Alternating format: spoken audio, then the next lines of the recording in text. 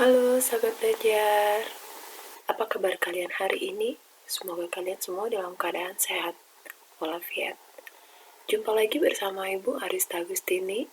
Maka pada video kali ini, kita akan belajar tematika SD kelas 6, tema 2, yaitu persatuan dalam perbedaan, subtema 1,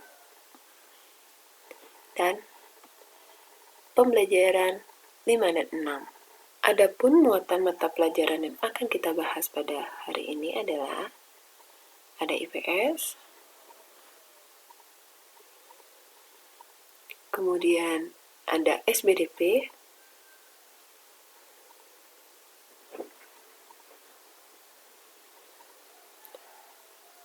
ada Bahasa Indonesia,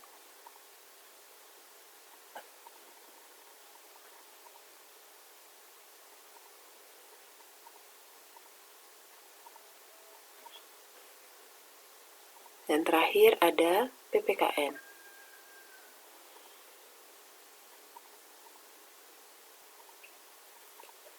Cinta budaya sendiri merupakan wujud dari penerapan makna proklamasi kemerdekaan. Lalu, bagaimana kamu memaknainya? Pada pembelajaran sebelumnya, kamu telah mempelajari makna proklamasi kemerdekaan.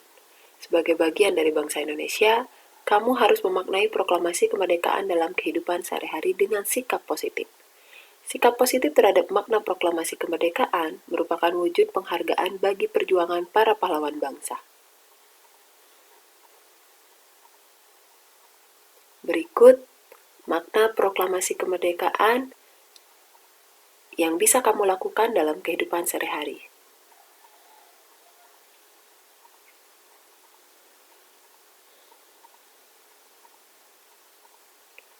Bertakwa kepada Tuhan Yang Maha Esa. Berlaku jujur dalam setiap perkataan dan perbuatan. Belajar dengan giat agar menjadi manusia yang cerdas dan berkualitas.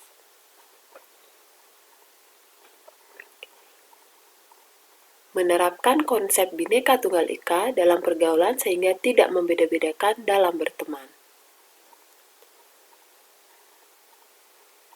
Membiasakan diri bersikap tenggang rasa dan toleransi dalam kehidupan sehari-hari. Bekerja keras untuk mencapai kehidupan sejahtera. Menanamkan sikap rela berkorban demi bangsa dan tanah air Indonesia. Mengutamakan kepentingan umum di atas kepentingan pribadi dan golongan. Mempertahankan kemerdekaan dari penjajahan di segala bidang kehidupan. Menjaga keamanan negara dari segala ancaman, baik dari dalam maupun luar. Mencintai tanah air Indonesia. Mempererat persatuan dan kesatuan serta keselamatan bangsa dan negara.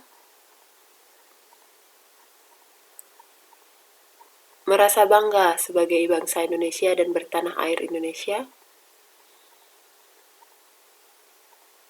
Melaksanakan pembangunan di segala bidang kehidupan. Melestarikan keindahan dan kekayaan alam di Indonesia. Menentang segala bentuk penindasan dan diskriminasi. Menerapkan prinsip keadilan dalam mengambil keputusan. Menghargai perbedaan pendapat. Menyelesaikan masalah dengan musyawarah. Dan yang terakhir, menghormati dan menjunjung tinggi hukum yang berlaku. Sebagai generasi muda, kalian wajib mengisi kemerdekaan dengan berkarya dan berprestasi dalam segala bidang kehidupan. Salah satu perwujudan dari makna proklamasi kemerdekaan adalah cinta terhadap budaya Indonesia. Seni dan budaya dalam negeri harus dilestarikan agar tidak tergerus oleh arus globalisasi. Seorang pelajar dapat mewujudkannya dengan melestarikan seni dan budaya Indonesia melalui permainan dan lagu-lagu daerah. Untuk menambah pemahaman kalian, mari kita baca teks berikut.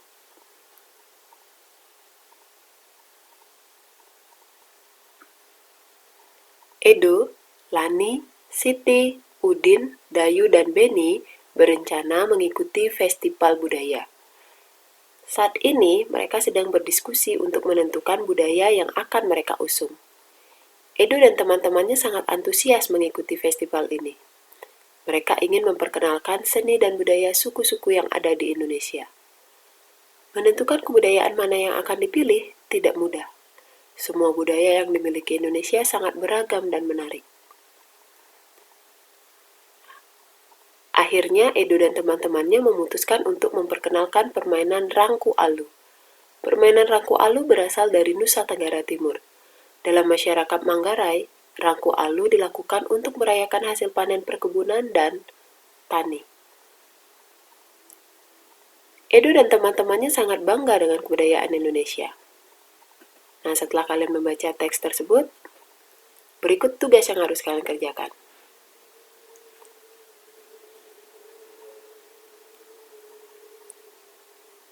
Ceritakan tentang makna proklamasi kemerdekaan yang tercermin pada kegiatan Edo dan teman-temannya.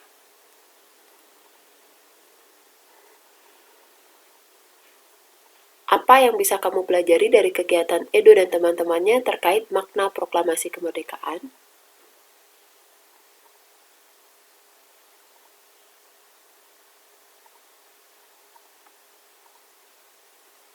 Dan yang ketiga, berikan contoh penerapan makna proklamasi kemerdekaan dalam kehidupan sehari-hari, baik di rumah, di sekolah, maupun di masyarakat. Masih ingatkah kamu dengan ulasan penampilan tari lego-lego pada pembelajaran sebelumnya? Berdasarkan bentuk koreografinya, tari lego-lego termasuk tari kelompok. Tari yang ditampilkan secara berkelompok tentu dapat melatih persatuan dan kesatuan. Suatu penampilan tari kreasi daerah dapat ditampilkan dalam berbagai bentuk. Ada karya tari kreasi daerah yang ditampilkan seorang penari saja, ada karya tari daerah yang ditampilkan secara berpasangan, ada pula tari kreasi daerah yang ditampilkan secara berkelompok. Nah, berikut penjelasannya. Tari kreasi daerah tunggal. Tari kreasi daerah tunggal ditampilkan oleh seorang penari, baik penari putri maupun penari putra. Penampilan tari menjadi tanggung jawab penari seorang diri. Contoh tari kreasi tunggal adalah tari topeng kelana. Yang kedua, ada tari kreasi daerah berpasangan. Tari kreasi daerah berpasangan diperagakan oleh dua orang secara berpasangan. Kedua penari kadang melakukan gerak yang berbeda, tetapi gerak yang diperagakan merupakan satu kesatuan yang utuh. Tari berpasangan tidak harus ditampilkan oleh dua orang penari, tetapi dapat ditampilkan lebih dari satu pasang penari. Dalam menampilkan tari berpasangan dibutuhkan kerjasama antar penari.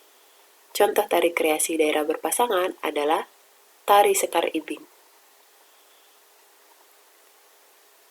Yang ketiga, tari kreasi daerah kelompok.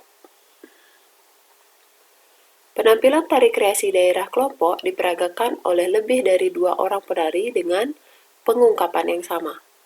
Ciri tari kelompok adalah keseragaman ungkapan dari setiap penari. Penari kelompok harus dapat bekerja sama untuk mewujudkan keharmonisan karya tari. Contoh tari kreasi daerah kelompok adalah tari indang. Setelah kalian mempelajari beberapa bentuk penampilan tari kreasi daerah, ingatlah kembali bahwa di pembelajaran sebelumnya kalian telah mempelajari pola lantai dari tari daerah.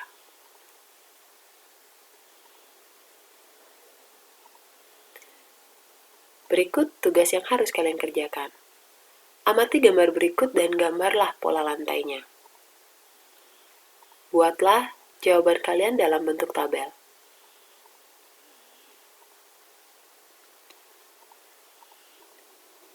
Nah, sebelumnya, apa kamu pernah menjadi petugas pengibar bendera saat upacara bendera? Menjadi petugas pengibar bendera tidaklah mudah. Tugas tersebut adalah tugas tim yang terdiri dari beberapa orang dan membutuhkan kerjasama yang baik. Setiap anggota harus memahami anggota lain sehingga upacara dapat berjalan dengan hikmat. Baik, bacalah teks berikut agar kalian tahu bahwa menjadi petugas pengibar bendera sangatlah mulia.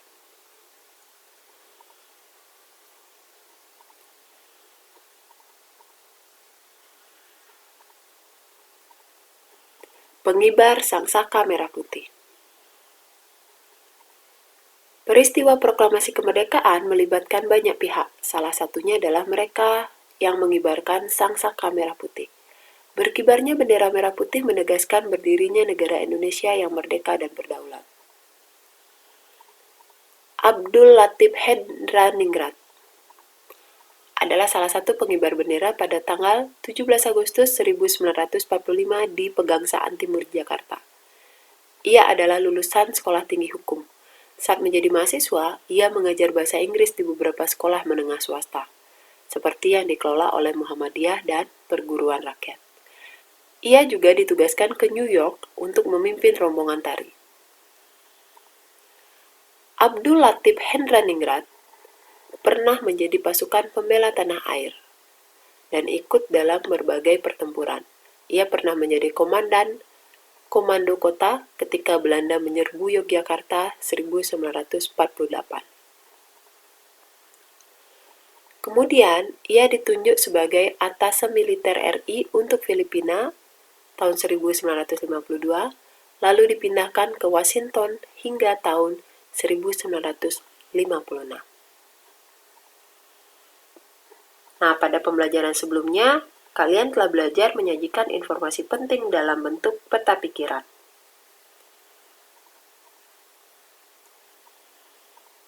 Berikut tugas yang harus kalian kerjakan. Berdasarkan bacaan di atas, tulislah informasi penting pada peta pikiran berikut. Lalu, kembangkan informasi pada peta pikiran tersebut menggunakan kalimatmu sendiri.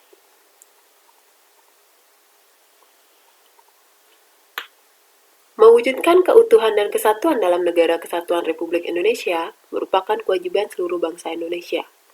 Oleh karena itu, seluruh bangsa Indonesia diharapkan mampu membina persatuan dan kesatuan bangsa.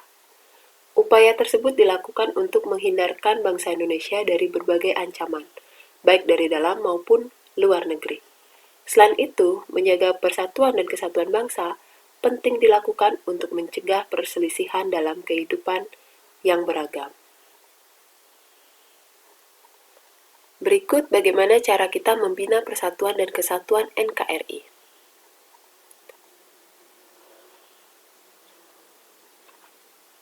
Membina persatuan dan kesatuan bangsa dapat dibina dengan mengembangkan tindakan berikut.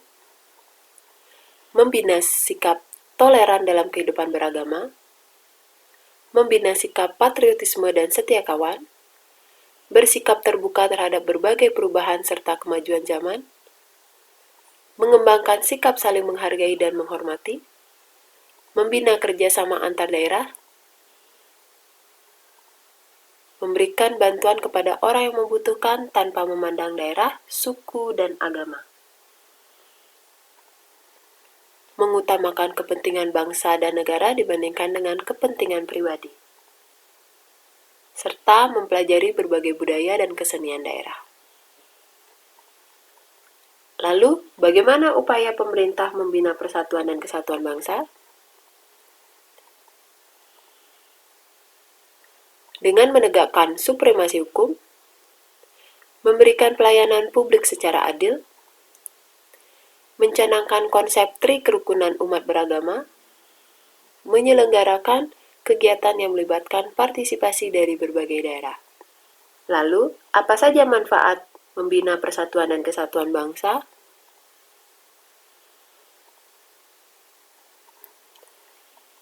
Terciptanya lingkungan yang aman, tertib, dan nyaman, terwujudnya lingkungan kehidupan yang harmonis, menumbuhkan serta mempererat rasa persaudaraan dalam kehidupan berbangsa dan bernegara, terciptanya stabilitas dan integrasi nasional, serta pembangunan nasional akan berjalan lancar.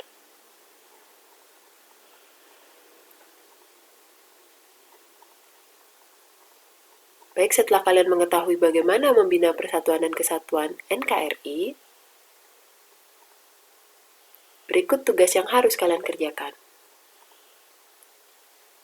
Temukanlah contoh penerapan persatuan dan kesatuan di berbagai lingkungan seperti lingkungan keluarga, sekolah, dan masyarakat. Tuliskanlah hasil temuan kalian dalam bentuk tabel berikut.